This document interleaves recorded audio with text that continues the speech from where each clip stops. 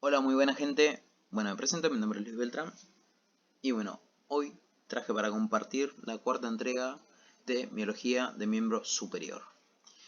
Grupo posterior y externo del antebrazo. En el video anterior vimos el grupo anterior, valga la redundancia. Y en este vamos a ver si podemos liquidar antebrazo. Así que bueno, vamos a comenzar. Bien, el grupo posterior ya lo nombramos, pero lo volvemos a repetir. Está conformado por dos planos, profundo y superficial. Dentro del plano profundo íbamos a encontrar el abductor largo del pulgar, extensor corto del pulgar, extensor largo del pulgar y extensor propio del dedo índice. En el plano superficial encontramos al extensor común de los dedos, extensor propio del meñique, cubital posterior y por arriba el ancoño. Mientras en el grupo externo teníamos el supinador corto, segundo radial, primer radial y supinador largos. Todos estos músculos iban a estar inervados por el nervio radial. Bien, vemos una vista posterior de un antebrazo y una mano ósea y vamos a marcar el grupo posterior del antebrazo. El plano profundo está conformado por 4 músculos. Marcamos el abductor largo del pulgar, que se inserta por debajo de las inserciones del supinador corto en la cara posterior del cúbito y del radio y desciende hacia abajo y hacia afuera y termina en la parte externa de la base del primer metacarpiano. Bien, su acción, como su nombre lo dice, es abducir, pero también llevar el pulgar hacia adelante. Por dentro tenemos el extensor corto del pulgar. Este se inserta por debajo y por dentro de las inserciones del presente en la membrana interósea y en la cara posterior del radio. Ambos tendones del abductor largo y el extensor corto pasan por el canal radial externo. El tendón del extensor corto sigue su trayecto y termina en la base de la falange proximal del pulgar. Bien, su acción es extender la falange proximal sobre el metacarpo. Más interno encontramos el extensor largo del pulgar. Este se inserta en una superficie alargada que se encuentra por debajo y por dentro del extensor corto en la membrana interósea y desciende de forma tendinosa y termina en la base de la falange distal del pulgar. Bien, su acción va a ser extender la falange distal sobre la proximal y la proximal sobre el metacarpo. Por último, en este plano tenemos el extensor propio del índice. Este se inserta por debajo y por dentro del extensor largo del pulgar en la cara posterior del cúbito y desciende de forma tendinosa y su tendón corre paralelamente con los tendones del extensor común de los dedos.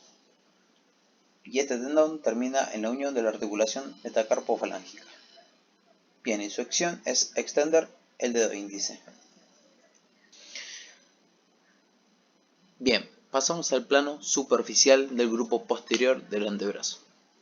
También estaba conformado por 4 músculos, que de externo a interno era extensor común de los dedos, extensor propio del meñique, cubital posterior y hacia arriba teníamos el ancoño.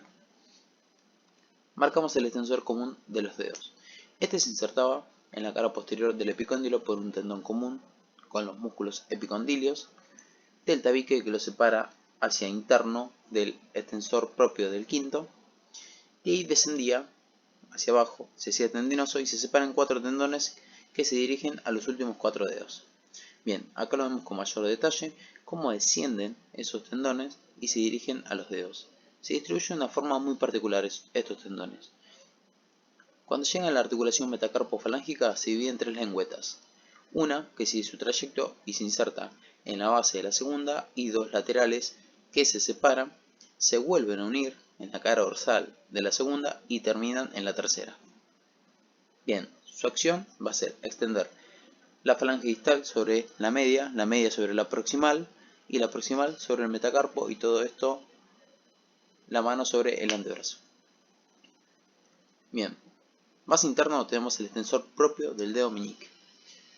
Este se inserta por un tendón común de los epicondilios del tabique que lo separa hacia externo del extensor común de los dedos y hacia interno el cubital posterior y desciende, se dirige hacia el meñique y se distribuye de igual manera como el extensor común de los dedos. O sea, cuando llega al tendón del extensor propio a la articulación metacarpofalángica se divide en 3 lengüetas, una que termina en la base de la segunda y 2 laterales que se separan, se vuelven a unir en la cara dorsal de la segunda y terminan en la tercera. Bien, y su acción, como su nombre lo dice, es extender el dedo meñique.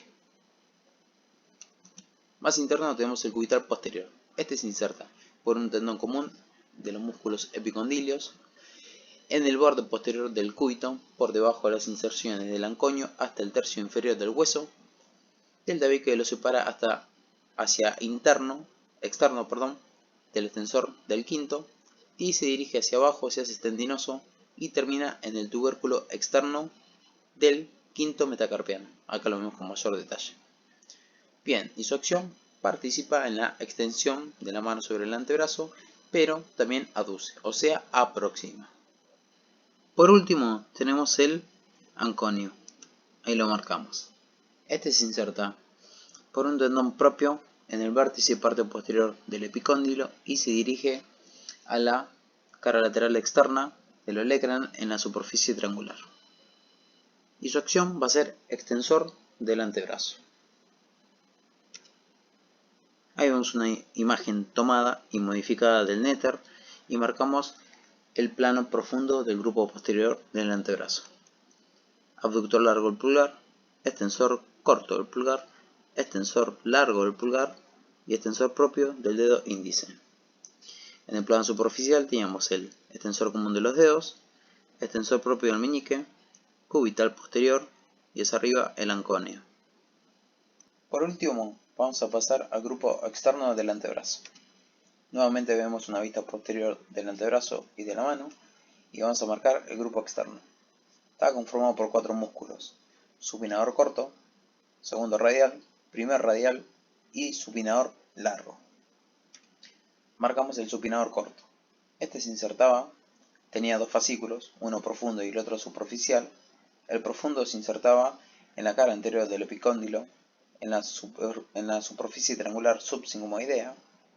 De ahí salían, abrazaban, rodeaban el cuello de radio y terminaban por encima de la tuberosidad bicipital. El superficial se insertaba en el vértice del epicóndilo, en la cresta posterior de la superficie triangular subsigmoidea, y rodeaban el cuello del radio y terminaba en su borde anterior. Entre los 2 fascículos viene descendiendo la rama posterior del nervio radial, que ahora veremos en detalle.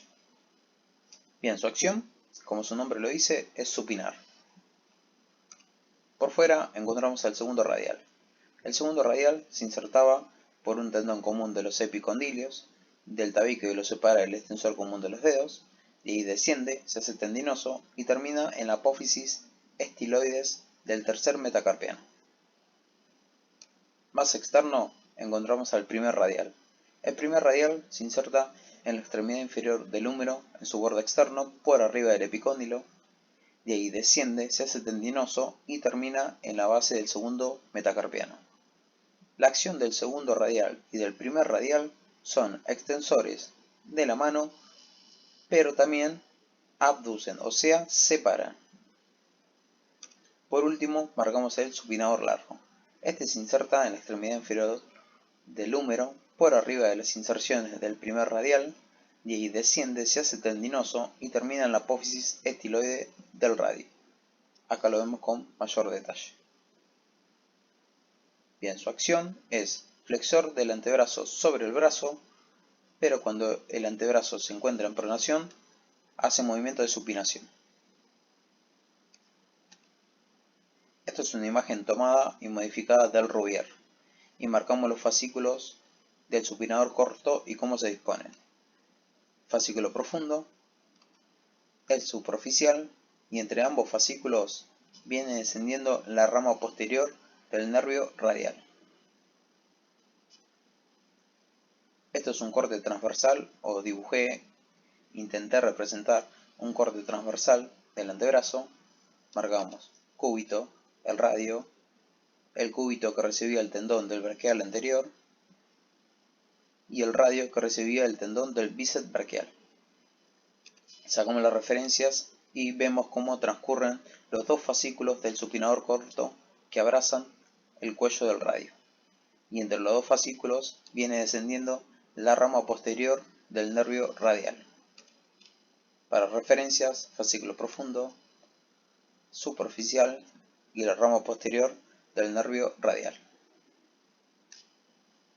Esta es una imagen tomada y modificada del Nether y marcamos el grupo externo del antebrazo. Supinador corto, segundo radial, primer radial y supinador largo. Bueno, vemos una vista dorsal de la mano y vamos a ver cómo transcurren algunos tendones.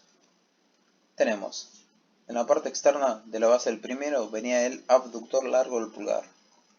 Ahí vemos segundo radial, primer radial, extensor corto del pulgar y extensor largo del pulgar.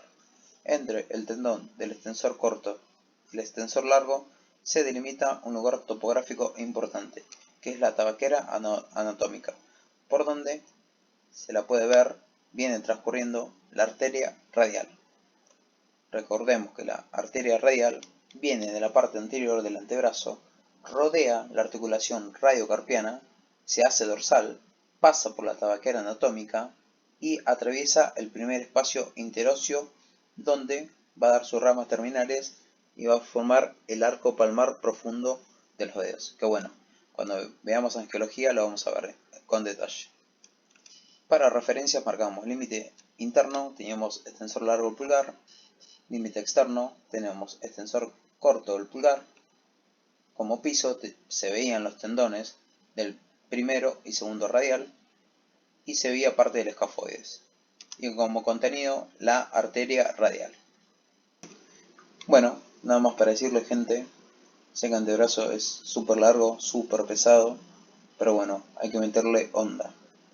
La idea de esto es ayudarlos, por lo menos un poco, a guiarlos y acompañarlos a su lectura. Esta es la razón de los videos. Así que nada, le mando un abrazo grande y como siempre digo, si tienen algún consejo para darme, alguna crítica, me quieren criticar o algo para decirme, me lo dejan en los comentarios, que siempre va a ser bienvenido. Así que nada, nos vemos en la próxima, gente.